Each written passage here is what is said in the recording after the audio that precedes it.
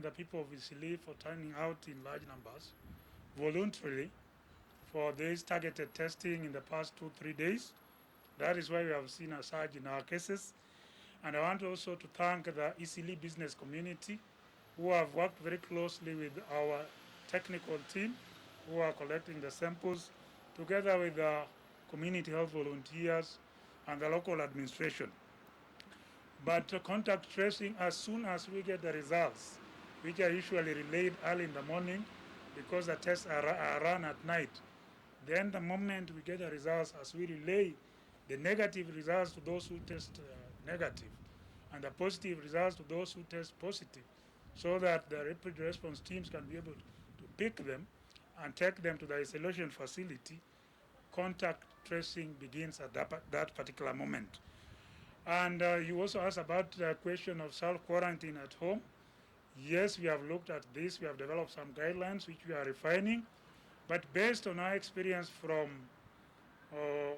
self-quarantine mechanisms that we had put into place before we locked our airspace, this is something that requires us to look at it very, very critically because of the risk. We must do what we call a social mapping to see where you are coming from, what kind of house do you live in, how many people live with you, and is it feasible scientifically to be able to maintain a social distance. If that is not possible, then the best course of action, of course, would be to take you to a quarantine facility designated by the government, lest you put your loved ones and the rest of the community in grave danger. Thank you. Let me also add once more regarding the same, because there has been those people saying or proposing that why are you targeting only certain areas?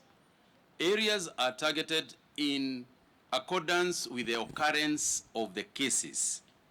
Before we go to a place, we are going there because we know there has been cases in that area. And if you look at, and that's why you find these numbers being picked up. And we should be happy that our teams have actually picked all those people. And again, in fact, yesterday, the 29 that came out in Isili, we should be very grateful to them, and we should thank them. The 29 people who came yesterday, and indeed we should thank the 260 or 90 or so who are active cases in our hospitals. We should be grateful and thankful to them. Because had they been in the streets, then it tells you that the growth of those people with positive, who are positive, would be much, much higher than it is.